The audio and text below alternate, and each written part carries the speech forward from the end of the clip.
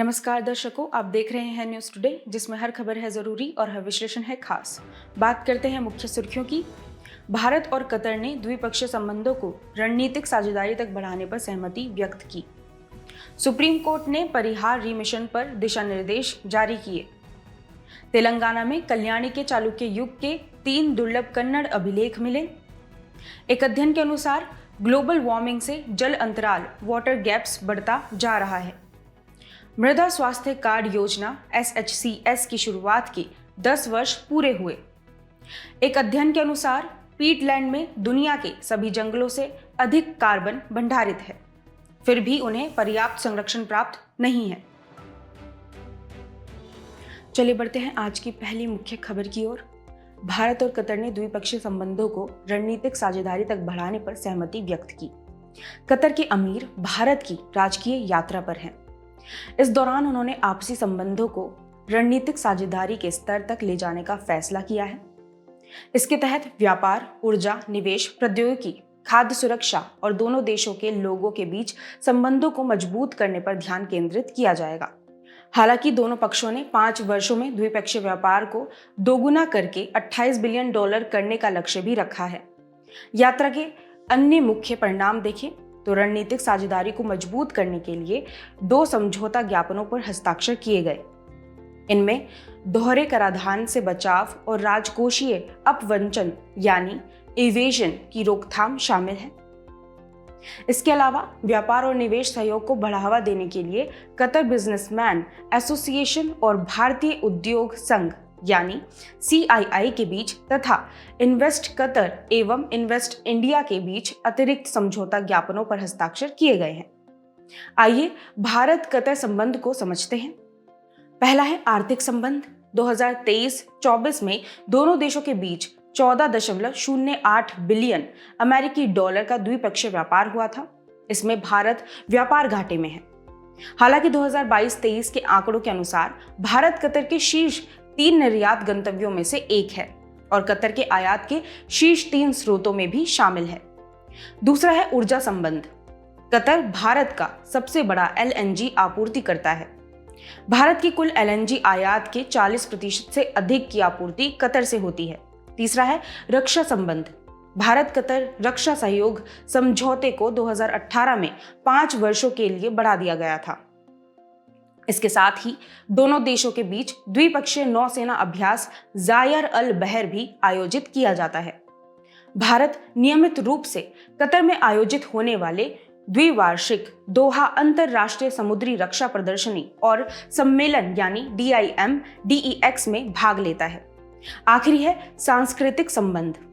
Qatar में सक्रिय भारतीय सांस्कृतिक केंद्र के साथ 2012 में किए गए सांस्कृतिक सहयोग समझौते के तहत नियमित आदान प्रदान और गतिविधियां संपन्न की जाती हैं। लोगों के बीच संबंध की बात करें तो कतर में 8,30,000 से अधिक भारतीय निवास करते हैं। यह भारतीय समुदाय दोनों देशों के बीच सांस्कृतिक संबंधों को मजबूत करता है। सुप्रीम कोर्ट ने परिहार यानी रेमिशन पर दिशा निर्देश जारी किए। Re policy strategy for grant of bail बाद में सुप्रीम कोर्ट ने दोषियों की सजा का पूर्ण या आंशिक हिस्सा माफ करने की उपयुक्त सरकार की शक्ति के संबंध में दिशा निर्देश जारी किए। CRPC की धारा 432 और भारतीय नागरिक सुरक्षा संहिता BNSS की धारा 473 यथोचित सरकार की परिहार शक्तियों से संबंधित है। चलिए सबसे पहले प्रमुख दिशा निर्देश जानते हैं। पहला है पात्र दोषियों पर विचार करने की बाध्यता। जिन राज्यों और केंद्र शासित प्रदेशों ने परिहार नीति अपनाई है, उन्हें दोषियों द्वारा आवेदन न करने की स्थिति में भी परिहार के लिए पात्र मामलों पर स्वतः विचार करना अनिवार्य होगा। तथा जिन राज्यों और केंद्र शासित प्रदेशों ने अभी तक परिहार नीति नहीं अपनाई है, उन्हें 2 महीनों के भीतर एक स्पष्ट और व्यवस्थित नीति तैयार करनी होगी। दूसरा है परिहार के लिए शर्तें। परिहार नीति अपराध की प्रकृति और लोक सुरक्षा को ध्यान में रखते हुए उचित, विशिष्ट व व्यवहार्य होनी चाहिए। और तीसरा है परिहार का निरसन। परिहार देने से पहले रिकॉर्ड किए गए कारणों का उल्लेख करना जरूरी होगा। साथ ही दोषी को अपने पक्ष में जवाब देने का अवसर प्रदान करना अनिवार्य है। अब परिहार क्या है, इसके बारे में समझते हैं। परिहार का अर्थ है दंड की प्रकृति को बदले बिना किसी अपराध के लिए दोषी ठहराए गए व्यक्ति के दंड को कम करना। उदाहरण के लिए 2 वर्ष के कठोर कारावास को 1 वर्ष के कठोर कारावास में बदलना। इसके संवैधानिक प्रावधान देखें तो भारतीय संविधान का अनुच्छेद 72 राष्ट्रपति को किसी व्यक्ति के दंड को क्षमा यानी पार्डन, स्थगन यानी रिप्राइव, विराम, रेस्पाइट या परिहार, रेमिशन और प्रविलंबन या लघुकरण की शक्ति प्रदान करता है। साथ ही अनुच्छेद 161 राज्य सूची में शामिल विषयों से जुड़े कानूनों के तहत अपराधों के लिए राज्यपाल को समान शक्तियां प्रदान करता है। खबर के अंत में संबंधित सुप्रीम कोर्ट के निर्णय भी जान लेते हैं। पहला है मफाभाई मोतीभाई सागरवाद 2024। इसमें शीर्ष न्यायालय ने निर्णय दिया कि किसी दोषी को सुनवाई का अवसर दिए बिना स्थायी परिहार देने वाले आदेश को वापस या रद्द नहीं किया जा सकता। दूसरा महेंद्र सिंह वाद 2007। दोषी को परिहार प्राप्त करने का मौलिक अधिकार नहीं है, लेकिन उसके पास इस पर विचार करने का कानूनी अधिकार है। और आखिरी है केहर सिंह वाद 1988।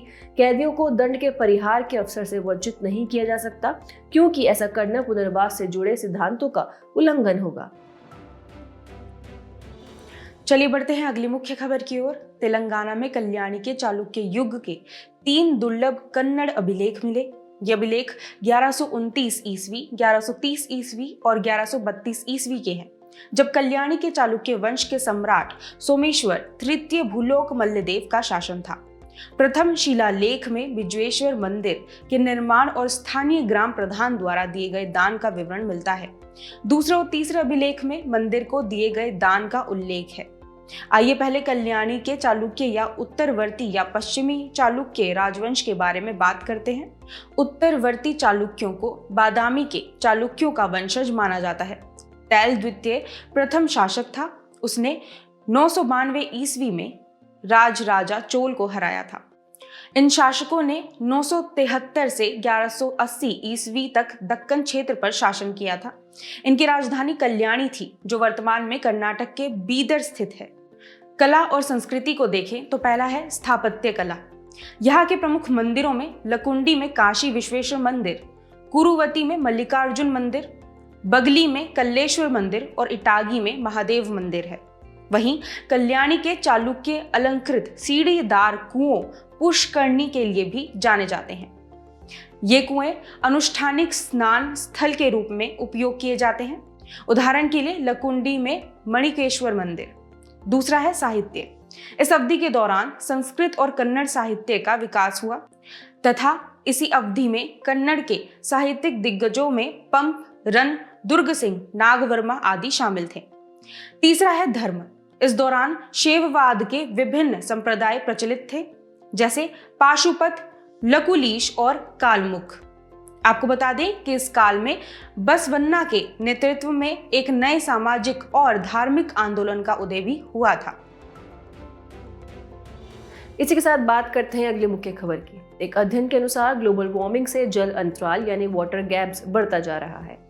जल अंतराल यानी वाटर गैप से तात्पर्य स्वस्थ जलीय पारिस्थितिकी तंत्र में पर्याप्त जल प्रवाह को बनाए रखते हुए किसी निर्दिष्ट क्षेत्र में उपलब्ध नवीकरणीय जल की मात्रा और उपभोग किए जा रहे जल की मात्रा के बीच के अंतर से है। चलिए अध्ययन के मुख्य बिंदुओं पर एक नजर डालते हैं। सबसे पहले विश्व के संबंध में देखें तो सभी महाद्वीपों में प्रतिवर्ष लगभग 458 बिलियन क्यूबिक मीटर का जल अंतराल पहले से मौजूद है। वहीं 1.5 डिग्री सेल्सियस तापमान वृद्धि पर दुनिया को और भी अधिक कठोर परिस्थितियों का सामना करना पड़ेगा, जबकि 3 डिग्री सेल्सियस तापमान वृद्धि पर और भी अधिक गंभीर परिणाम देखने को मिलेगा। हालांकि ग्लोबल वार्मिंग से वर्षण यानी प्रेसिपिटेशन के पैटर्न में बदलाव देखने को मिलेगा, जिससे कुछ देशों जैसे नाइजीरिया में जल अंतराल कम हो जाएगा। भारत के संबंध में बात करें तो संयुक्त राज्य अमेरिका, चीन जैसे देशों के साथ भारत सबसे बड़े जल अंतराल का सामना करने वाले देशों में से एक है। इसके अलावा यह अनुमान लगाया गया है कि तापमान में वृद्धि के साथ जल अंतराल में और भी तेज वृद्धि होगी। गंगा, ब्रह्मपुत्र, गोदावरी जैसे नदी बेसिनों में जल अंतराल सबसे अधिक बढ़ने की संभावना है। अब भारत में जल संसाधनों की स्थिति जानते हैं। भारत में दुनिया की आबादी का 18% हिस्सा निवास करता है, लेकिन देश के पास वैश्विक जल संसाधनों का केवल 4% हिस्सा ही मौजूद है। देश में 600 मिलियन से अधिक लोग पहले से ही जल की गंभीर कमी का सामना कर रहे हैं। नीति आयोग के अनुसार 2030 तक भारत में जल की मांग आपूर्ति से दोगुनी हो जाएगी। इससे जल की गंभीर कमी होगी तथा सकल घरेलू उत्पाद में लगभग 6% हानि होने की संभावना है। जल संकट को बढ़ाने वाले कारकों में अत्यधिक जनसंख्या, भूजल का अत्यधिक दोहन, जल संदूषण और प्रदूषण, जल का खराब प्रबंधन, जलवायु परिवर्तन आदि शामिल है।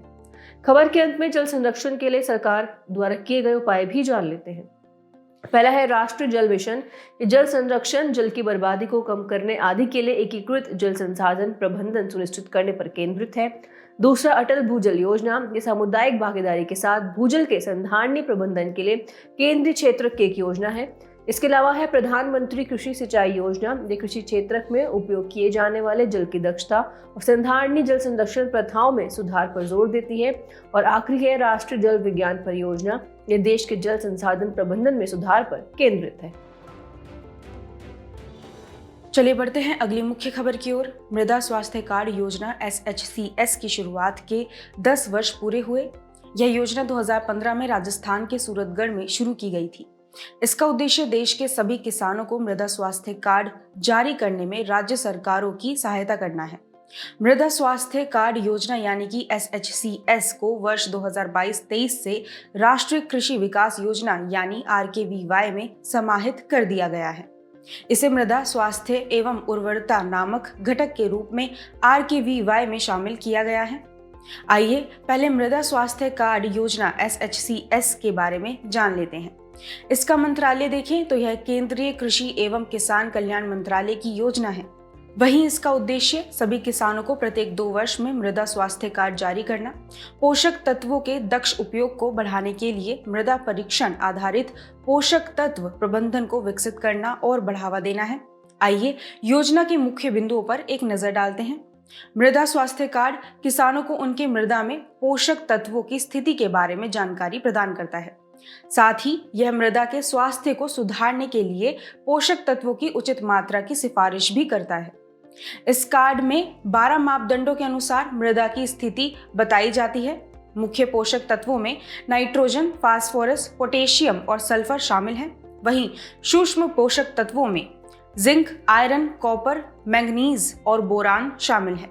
और अन्य मापदंड देखें तो इसमें अम्लीयता और क्षारीयता का pH मान, विद्युत चालकता और ऑर्गेनिक कार्बन शामिल है। मृदा स्वास्थ्य कार्ड को एक समान और मानकीकृत प्रारूप में तैयार करने के लिए गांव स्तर पर मृदा परीक्षण प्रयोगशालाओं की स्थापना की गई है और मृदा स्वास्थ्य कार्ड पोर्टल शुरू किया गया है।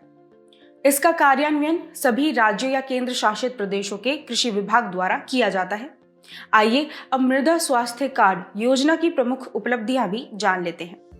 अब तक 24.74 करोड़ मृदा स्वास्थ्य कार्ड जारी किए जा चुके हैं। किसानों को 2020-21 में 16 लाख मृदा स्वास्थ्य कार्ड जारी किए गए थे। यह संख्या 2024-25 में बढ़कर 53 लाख हो गई थी। भारतीय मृदा एवं भूमि उपयोग सर्वेक्षण विभाग ने 21 राज्यों और केंद्र शासित प्रदेशों के लिए 1987 गांव स्तरीय मृदा उर्वरता मानचित्र तैयार किए हैं।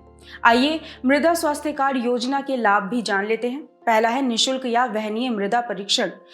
इसमें कम लागत पर मृदा स्वास्थ्य की जानकारी मिलना और व्यापक उपलब्धता शामिल है। दूसरा है उर्वरक का प्रभावी उपयोग। इसमें कृषि में लागत में कमी और उर्वरक के अधिक या कम उपयोग की चिंता से छुटकारा मिलता है। तीसरा है समय पर और सटीक परिणाम। इसमें मृदा स्वास्थ्य की त्वरित जानकारी और मृदा का सटीक विश्लेषण शामिल है। आखिरी है मृदा की स्थिति के अनुसार पोषक तत्वों की अनुशंसा। इसमें कृषक विशिष्ट योजना और डेटा के आधार पर निर्णय लेना शामिल है।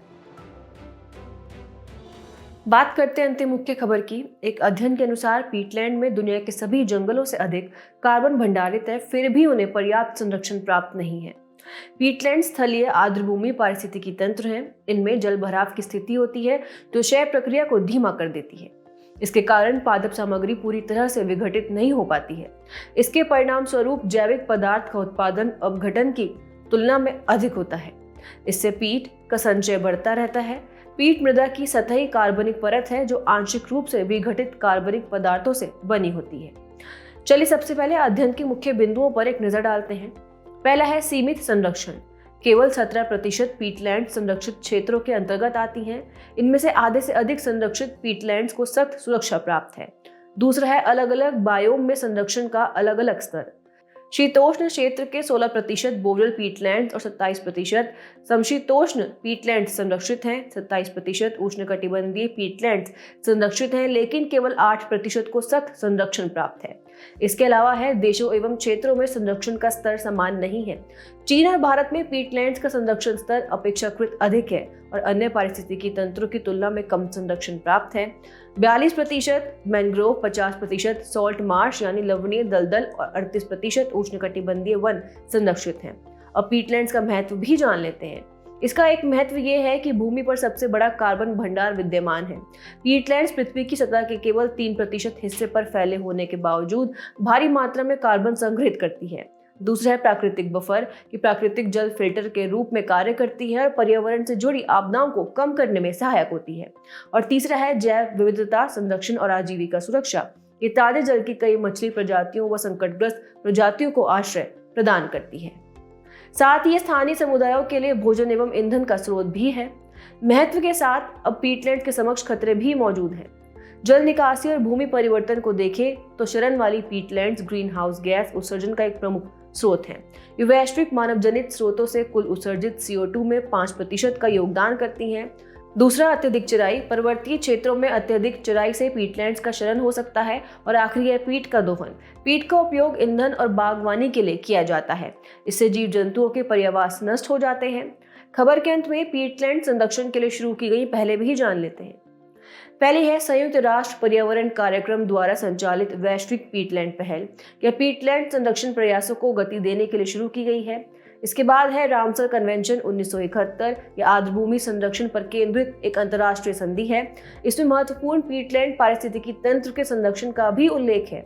आर्द्रभूमि पुनरुद्धार कार्यक्रम भी इसकी एक पहल है। इसे केंद्रीय पर्यावरण, वन एवं जलवायु परिवर्तन मंत्रालय यानी MOEFCC ने 2020 में शुरू किया था। इसका उद्देश्य भारत में 500 से अधिक आर्द्रभूमियों का पुनरुद्धार करना है। और आखिरी है अमृत धरोहर योजना। इसकी घोषणा केंद्रीय बजट 2023-24 में की गई थी। इस योजना का उद्देश्य भारत में आर्द्रभूमियों के संधारणीय उपयोग को बढ़ावा देना है। चलिए बढ़ते हमारे खास सेगमेंट सुर्खियों में स्थल की तरफ। आज हम बात करेंगे रिपब्लिक ऑफ कोस्टा रिका की, जिसकी राजधानी है सैन जोस। कोस्टा रिका संयुक्त राज्य अमेरिका से निर्वासित किए जा रहे भारतीय प्रवासियों के लिए पारगमन केंद्र बनने के लिए सहमत हुआ।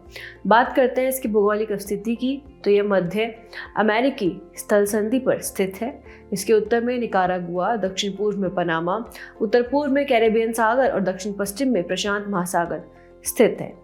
बढ़ते हैं भौगोलिक विशेषताओं की तरफ। इसकी प्रमुख पर्वत श्रृंखलाएं देखें तो इसके उत्तर में कार्डिलेरा ज्वालामुखी तथा दक्षिण में कार्डिलेरा डी टलमांका स्थित है। इसका उच्चतम बिंदु माउंट चिरिपो है, जिसकी ऊंचाई 12,530 फीट है। यहाँ के प्रमुख ज्वालामुखी इराजू, पोआस, एरेनाल आदि हैं। यहाँ की जलवायु गर्म और आर्द्र उष्णकटिबंधीय प्रकार की है। चलिए बुलेटिन के आखिर में बढ़ते हैं आज की संक्षिप्त सुर्खियों की तरफ। हाल ही में ब्राजील की सरकार ने ओपेक प्लस संगठन में ब्राजील के शामिल होने को मंजूरी दी। यह तेल निर्यातक 12 विकासशील देशों का एक स्थायी अंतर सरकारी संगठन है। आपको बता दें कि भारत इसका सदस्य नहीं है। C40 सिटीज और UN हैबिटेट ने शहरी नियोजन में बदलाव लाने के लिए एक ऐतिहासिक साझेदारी की घोषणा की। इस साझेदारी के तहत अर्बन प्लानिंग एक्सेलरेटर शुरू किया जाएगा। यह 2050 तक शहरी उत्सर्जन में 25% की कटौती करेगा तथा सुरक्षित, निष्पक्ष और समावेशी अर्बन स्पेस को बढ़ावा देगा। नाविका सागर परिक्रमा सेकंड के तहत भारतीय नौसेना का पोत INSV Tarini port Stanley port of call पहुंचा। ईस्ट फॉकलैंड में स्थित पोर्ट स्टैनली फॉकलैंड द्वीप समूह की राजधानी है। कृषि एवं प्रसंस्कृत खाद्य उत्पाद निर्यात विकास प्राधिकरण ने जर्मनी में आयोजित बायोफेच 2025 में भारतीय निर्यातकों की भागीदारी सुनिश्चित की। बायोफेच ऑर्गेनिक फूड पर दुनिया का अग्रणी व्यापार मेला है। केंद्रीय भारी उद्योग मंत्रालय ने एडवांस्ड केमिस्ट्री सेल के लिए उत्पादन से संबंध प्रोत्साहन PLI योजना के तहत Reliance new energy battery limited के साथ एक समझौते पर हस्ताक्षर किए। एक नए अध्ययन में सोलर कोरोनल होल्स की तापीय और चुंबकीय क्षेत्र संरचनाओं के भौतिक मापदंडों का अनुमान लगाया गया है। अत्यधिक पैराबैंगनी यानी कि EUV और सॉफ्ट एक्सरे सौर इमेज में कोरोनल होल्स सौर कोरोना में अंधेरे क्षेत्रों के रूप में दिखाई देते हैं। हाल ही में कर्नाटक के कावेरी 2.0 पोर्टल पर डिस्ट्रीब्यूटेड डिनायल ऑफ सर्विस यानी कि DDoS हमला हुआ है। DDoS हमले में किसी वेबसाइट या नेटवर्क को ओवरलोड कर उसे धीमा या पूरी तरह से अनुपलब्ध करने का प्रयास शामिल है। साइंस एडवांसेज में प्रकाशित एक अध्ययन में खुलासा हुआ है कि बैक्टीरियल सेलुलोज पादप उपचार में बैंडेड के रूप में कार्य करता है। यह कुछ प्रकार के जीवाणुओं द्वारा निर्मित एक प्राकृतिक बहुलक है। जाने से पहले आपकी समझ की परीक्षा के लिए डालते हैं एक नजर हमारे स्पेशल सेगमेंट प्रश्नोत्तरी पर।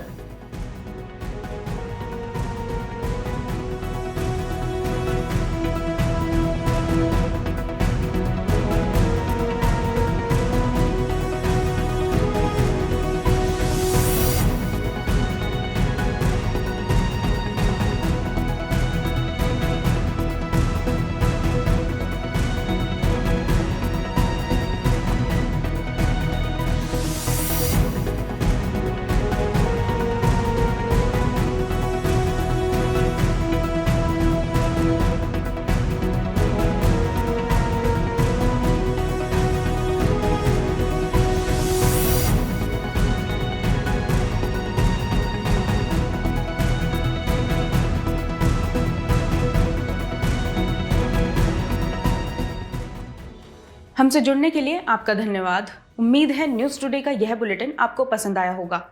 न्यूज़ टुडे की PDF को डाउनलोड करने के लिए और आज की क्विज के उत्तर के लिए डिस्क्रिप्शन में दिए गए लिंक्स पर क्लिक कीजिए।